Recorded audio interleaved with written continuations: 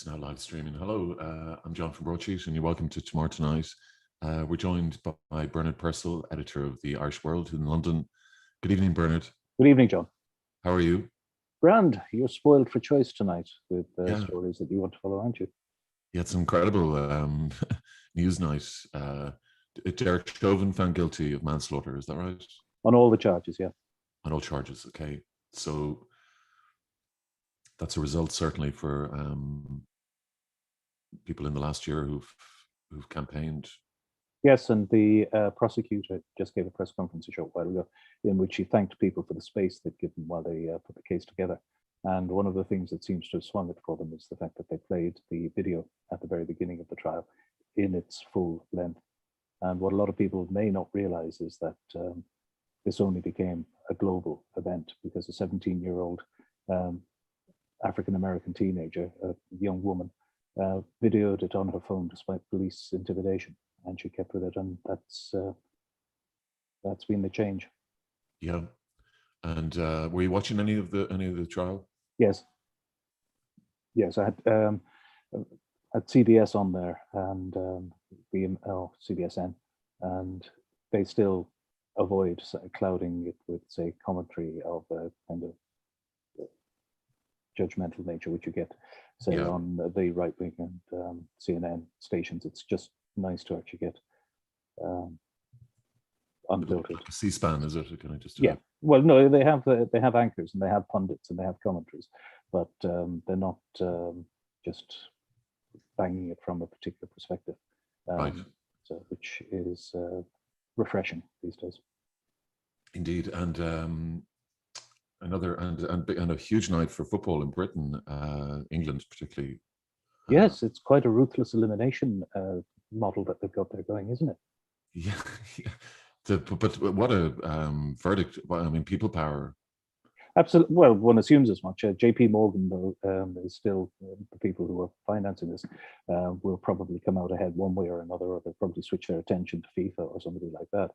But it is good to see. I mean, that because this has happened once before. It happened with the Premiership 20, 25 years ago, and Sky. But it did look like this. It did look that way because it was importing the American model that they have with American football and with basketball, in which the owners have complete power and they can put a cap on players' earnings, and it's a license to print money, which is the opposite of what football here is supposed to be about. It's the whole thing is you get to see the minnows taking on the giants, even with the Premiership. And it's a PR disaster for certainly Manchester United. You've seen that its vice chairman. He's resigned. Woodward. Yep. Yeah. Although I've seen some fans saying that based on his past negotiating skills, he'll probably be there in 25 years' time and he'll be banned off the club. Right. The Chelsea have also earned a lot of respect from their fans as well.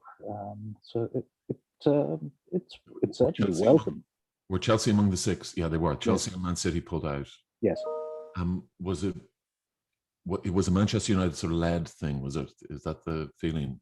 He's the guy who put the deal together, and so given that, I think two of the European clubs as well also said that they wouldn't have anything to do with it. I think his position became untenable. It was going to be an interesting test to see whether test the limits of, say, political power or elected politicians versus global capital, or the might of global capital. And for once, say, people power, as you say, seems to have had some traction. Yeah, it's astonishing, really. And I suppose that people who are buying United now, I mean, another reason to dislike Manchester United, I guess, is the... Well, take your pick. Okay. All right, well, who do you support? I'm a bit like Boris Johnson in that regard. If I would have a soft... I'm not an expert, and I would feel like a complete hypocrite claiming. I had a certain affinity with Spurs when I was much younger, but locally where I live, our clubs are Brentford, which is embedded in the community, and London Irish play there. We have up the road Queen's Park Rangers, just up, and then we also have Fulham. and Fulham has an old ground which is it's like going back in time. And Craven Cottage, is it? yeah, just on the Thames, just as you get to Putney Bridge. And so I mean they have local fans, and match day always raises a smile. So yeah, and QPR, Loftus Road, mm-hmm. And I don't know why I know these the grounds. Is the Craven Cottage still like it was? Craven Cottage is very much like it was, but it is undergoing a major renovation. Okay. You can see when you walk along the Thames, you can see the work going on there. But certainly the turnstiles and the ticket offices, it is like just going into the Shoot magazine or something, yeah. And you expect to see Roy of the Rovers. It's a little more modern down at QPR, which is just behind the old BBC studios, and Brentford has a really, really lovely new stadium, just as I said, near Kew Bridge, which it shares with London Irish Rugby. Right. Who are big? You're big followers on the newspaper, aren't you? Yes. Yeah. How is London GAA doing with the Well, it's still, you there? It says, oh yes. Sorry. It's a slow return, and they're obviously excluded from the competitions over in Ireland, but they'll get there. And it's not just London GAA; it's UK GAA, but the British. But yeah, of course. So, sorry, go on. Do you think they'll get to play this year at all in the championship? Or? It's very hard to predict anything. No, they won't get to play in the championships. I think that's been decided because people can't. The problems involved in travelling. I don't think they will. That may change. But the one thing we've learned is you can't predict anything with too great confidence on this at the moment. Okay. I wanted to go to the Irish World, but I will just go through tonight's papers if that's okay. Of course. Irish Examiner. This is a photograph. People celebrating outside the courthouse in Minneapolis. Derek Chauvin found guilty on all counts of George Floyd's killing. The report slams biased coroner service. Are you aware of that? I saw when you sent the pages over a short while ago. I saw it. I don't know the detail of it. It's obviously claiming that it's not independent from the Gardaí. It's a report from the Irish Council for Civil Liberties. That's where Olga's working at the moment. Oh, right. Yeah. Well, she's perhaps the person you should ask about this. Yes, I know. I was just thinking. I'll drop her an email. But employees return to offices by September. Well, if the vaccination rolls out, I think most people have anticipated that that's the most realistic timetable for normality, even for, say, reduced tourism, like you're talking about the autumn. Just realistically, if you just look at the numbers involved in the rollout of vaccination, and that's allowing for error on it as well. I think that most people have settled in their mind that it will be autumn, that you'll get some sort of return to normality. Right. Ryanair plans flights from Cork Airport this summer, which is also good news. The Cork Airport is closed for 10 weeks. Well, it always struggles for viability as well, doesn't it? Yeah, indeed. The Echo, just the start of the fight. This is the planning hearing. They're trying to develop land at Besborough, where the mother and baby home was, and there's a grave somewhere on that site. It's something you've mentioned a number of times, and it's something that if unless it's kept in people's consciousness and in people's mind, most people wouldn't be aware of it. So, and you get the development going ahead anyway. So it's good to keep people aware of that. It's interesting what's not on those front pages. It may be on the Indo and the Times tomorrow, but the chief exec, or the gentleman who runs the HSE, the Department of Health, waiving his something like 90,000 of his 300,000 salary, which until such time as the economy improves. I thought that was probably yes. I think that would raise some eyebrows, but it's they've got it out of the news cycle. They would hope. I think. Yeah, they did, and it's a fair whack. He's waving, I guess. I mean, he's not going to go short anyway. But I didn't see any commitment to saying that he wasn't going to take it. So he was waiving it for until such time. Now, will that be backdated? Will he get his pension on the full amount, which is? And how will he measure the economy? You know, I mean, does he base that on what Varadkar said, or or Pascal Donahue just said? Who will be Taoiseach in December 12 months? Yeah. Do you know Watt at all? Do you know Robert Watt? I don't know the man. I just always look aghast at some of the public sector salaries in Ireland when they claim that well, they need this to attract the talent, because otherwise the private sector would gobble them up. Yet it's the Ryan Tubridy argument, isn't it? Well, you get it with remuneration committees here as well, either in public sector or in the city in the financial. So the same people sit on them, and they come on. There's part of us where it would be lovely to be in on that kind of circle. It's nice work if you can get it. And if you can get it, tell me how. Yeah. And well, I mean, we should have all joined the civil service. That was the thing. They were right, weren't they? You know, get the job in the civil service. Like, it's not just secure, but my God, there's a potential to make a lot of money, isn't there? That's very much, I think, a fact. It's something of the last 25 years. I think it's it definitely seen it. But you even saw it in things like the Irish Times, with the charitable trust.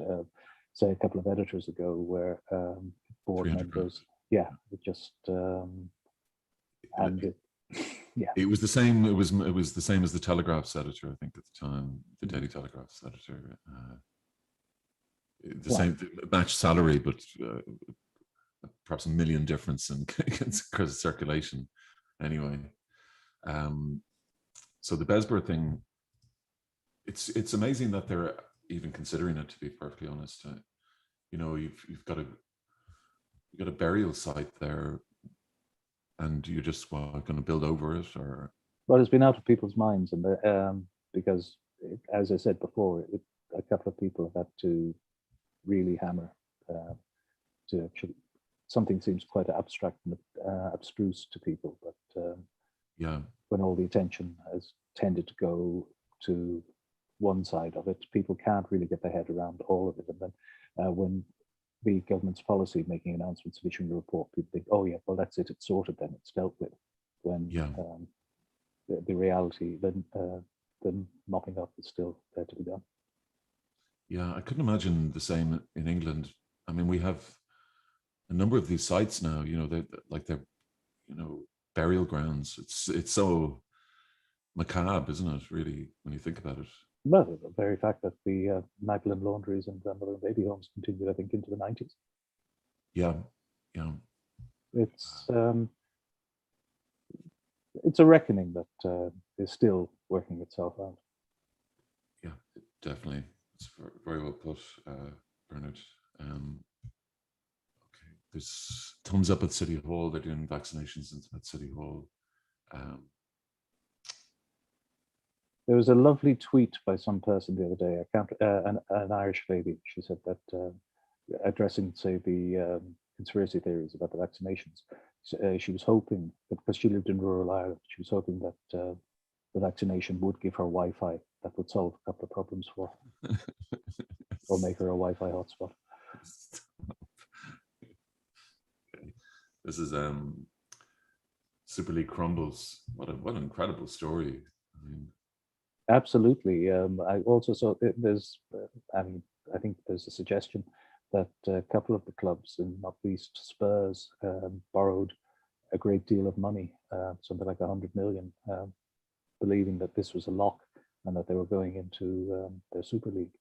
And so there's a lot of schadenfreude going around at the moment. Or it's a bit like something like one of those John Woo or Quentin Tarantino films, like Reservoir Dogs, where everyone has the gun pointed at each other, and the Arsenal's enjoying Spurs discomfiture. Everyone's sort of having a go at Chelsea. They all in turn hate Man United. Man City is well, it's It's quite tribal, but it's funny at the moment. Well, so City and United were going for it. That's So, right. Well, the Manchester Evening News, it's worth digging up that front page. They I mean, they were in an unusual position. They were condemning both of their clubs on the front page, both City and United. Yeah.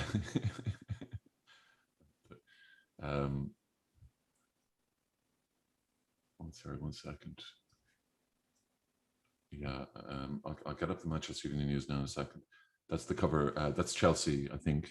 Yeah, Chelsea. Mm-hmm. That looks like there's been fans there since yesterday, I think. So it's been a bit of a godsend for some of the news crews to just go along, and you can, like shooting fish in a barrel. You can just get the fans to give you a bit of rolling news. Yeah, these look like members of the Shed in Chelsea. That looks like Heber Rowan, who's a columnist with the. Before you move on, yeah. At the bottom of that, there's another story which has made its way today. I don't know if anybody saw Boris Johnson's COVID briefing, but he was asked a question by Paul Waugh of the Huffington Post, a former press association. It was very, very good, but he managed to ask him about the Nolan report, standards in public office, and asked him about Jennifer Arcuri and public funds. But because these are, you have to ask two questions. It gives an opportunity to get away with a waffling answer on one. And he gave him a monosyllabic reply, yes, I think, to the question about public funds going to Jennifer Arcuri and his own standards. And he was faster than Usain Bolt out of that press briefing room. Mm-hmm. Not a little while, or not a long while after that, the news broke that the £2.5 million briefing room, which went to Russian contractors, will not now be used for live televised briefings because there's concern about being asked hostile questions by reporters. So it would now be used for meetings in Downing Street. So that's what that story is on the bottom of the Guardian there. So that's 2.5, 2.6 million on the White House style briefing room, which hasn't had a single televised press briefing. Right. Okay. Good Lord. They're messing up a bit, aren't they? The Tories at the moment. The sleaze is back. Super League falls apart. Roisin O'Connor, I think that's Sinead O'Connor's daughter. Is that right? I don't know. I'm sorry. Yeah, I think it is. John Waters and Sinead O'Connor's daughter, right in the Indo. COVID pills to take home is on the way. Mm-hmm. That was also in the briefing earlier today. It's a task force has been tasked with, is there a way of, just how do you manage, say, any kind of variations of infection now, try and keep some normality when the pandemic itself is over. The Express is rather jumping the gun a bit there. I mean, Johnson had outlined a couple of areas that they might look at, which are theoretical. I mean, a pill, or I think they're also looking at a nasal spray, although I don't think you mentioned that. But the Express is going rather gung-ho for something that is a task force that has just been announced today. It's also interesting that a right-wing political site called Guido Fawkes, which is quite good on, it's quite libertarian, but it's quite good on getting leaks. It tends to be one-sided though. Paul Staines, who owns it, has Irish citizenship and keeps the servers in Ireland. But he says that the Department of Health here is now recruiting a digital team to start work in May on vaccination passports. Right. He would be, they would be against them, obviously, but yes. Well, it's just to let you know, as we do on these Tuesdays, we mention the news that's not in the papers as well, and that will be over the coming days. So. Sure. That was inevitable. Morning Star, spy cops were encouraged to sleep with their targets. Senior Met police officers encouraged undercover cops having sexual relationships with their targets. I think we've all known that. For anyone who's been following this story, that's not a surprise. I mean, it went on in the north as well. Yeah. Yeah. And every so often you can have to have a reality check. Much is justified in terms of combating extremism. So, but it's supposed to be civil policing. It's supposed to be a civil police force. They are civilians with warrant cards, but you see accountability going out the window.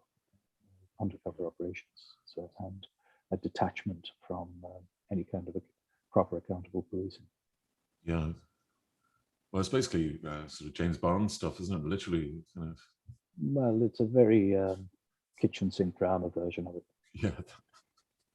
Yeah. Now, Financial Times.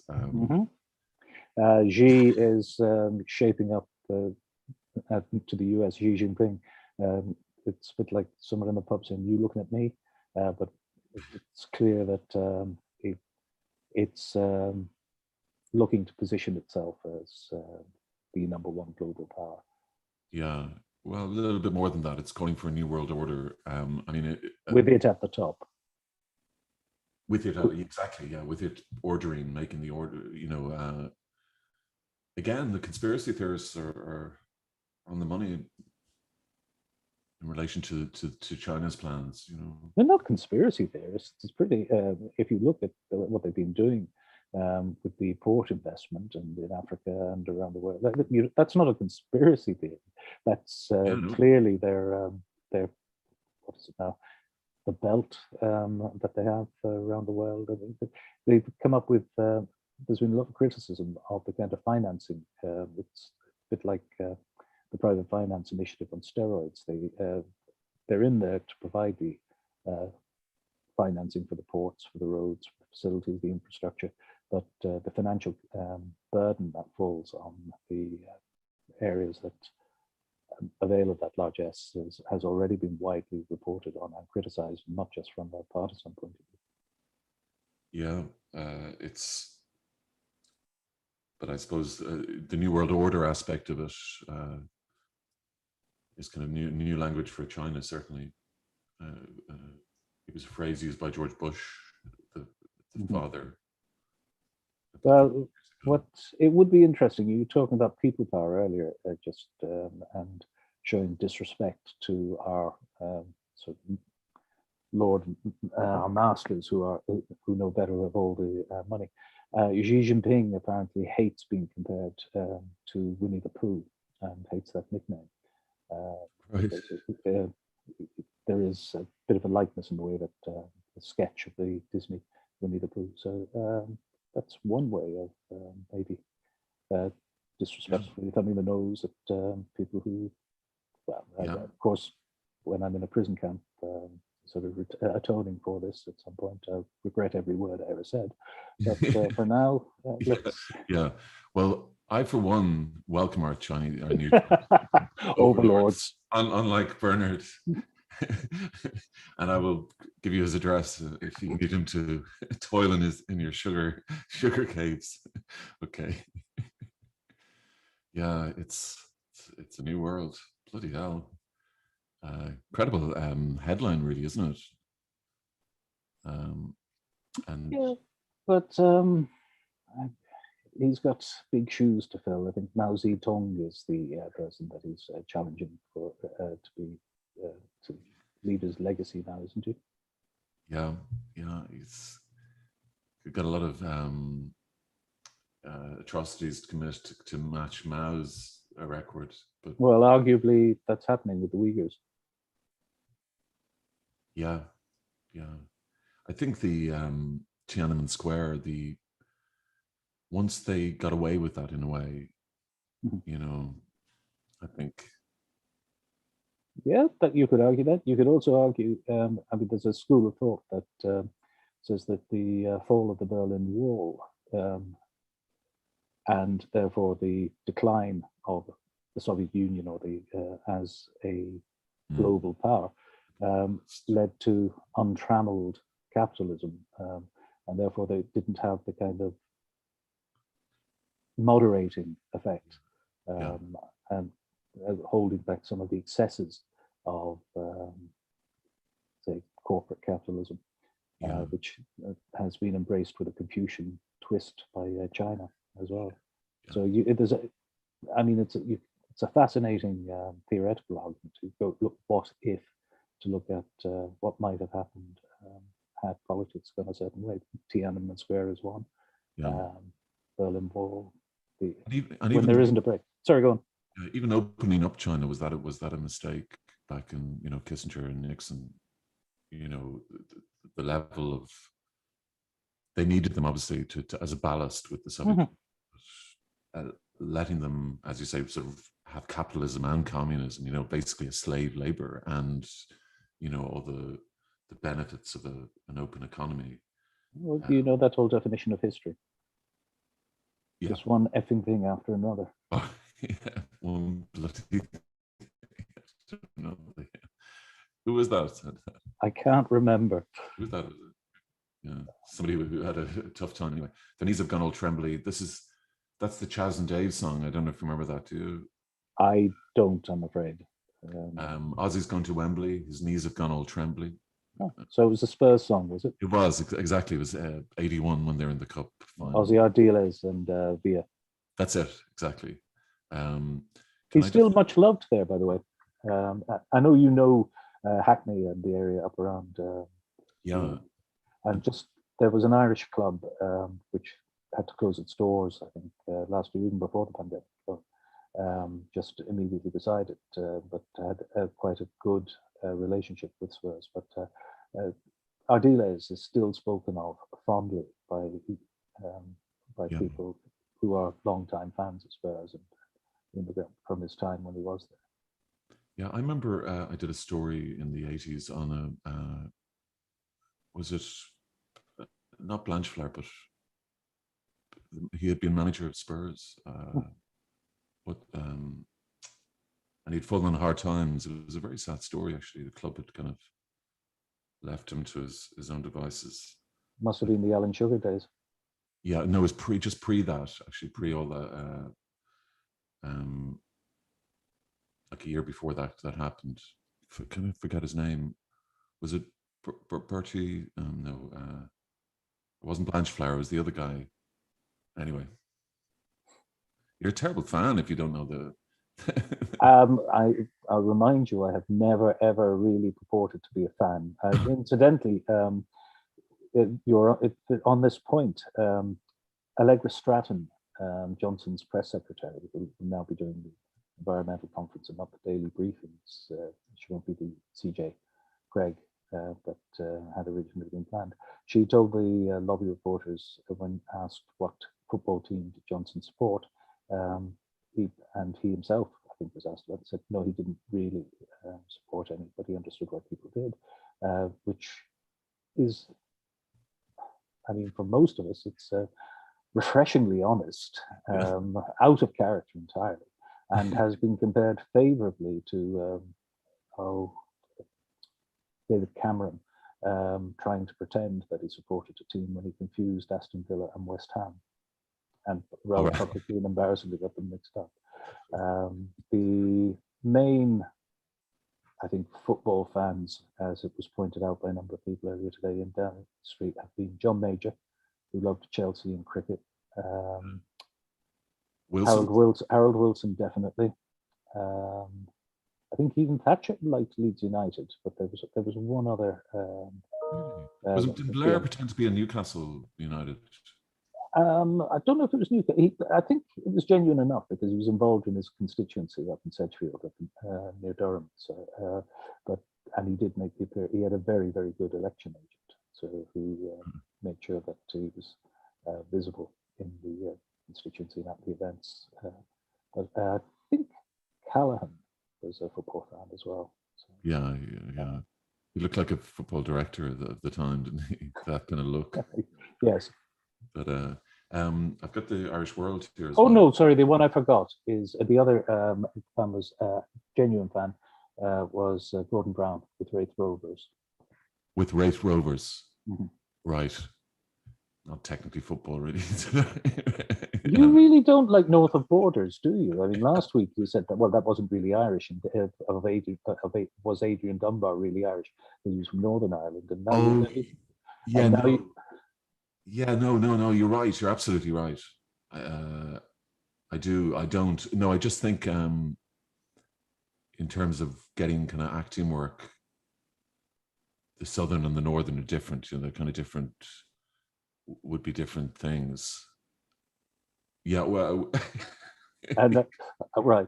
Okay. No, Well, ask your friend Desmond whether he thinks no. You Celtic said, are actually a real football team. I yeah, mean, I'd be inclined to agree with you. It's only Celtic, Rangers, and maybe Raith playing each other, but that in a kind of mini Super League, which is what they were looking for, would be yeah. European. No, you'd mentioned the guy from Z Cars, and there was no. I But Ellis, oh sorry, Jimmy Ellis. Yeah, and I was sort of saying that it was sort of southern voices. I was looking for, I was sort of trying to pick out southern voices in the 70s and 80s. And you said the guy, and I said, oh, he's from the north. And I was thinking more people from the Republic, you know.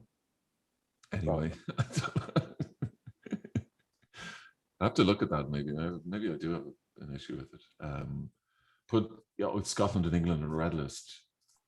Well, that's a quote from an academic in the University College Cork, the Dean of Public Medicine there, who's an epidemiologist. It just coincided with the announcement of the red list for India over here. It kicks in the small hours on Friday. Boris Johnson had been, even up until yesterday, still due to go to Delhi for a trade delegation, because he wants to be able to sign a big trade deal post-Brexit global Britain. But for more than a week now, people have been pointing out the infection rate rising in India, and with a variation of concern. I think I'm not quite sure what the terminology is used, but there's some suggestion that it is highly infectious.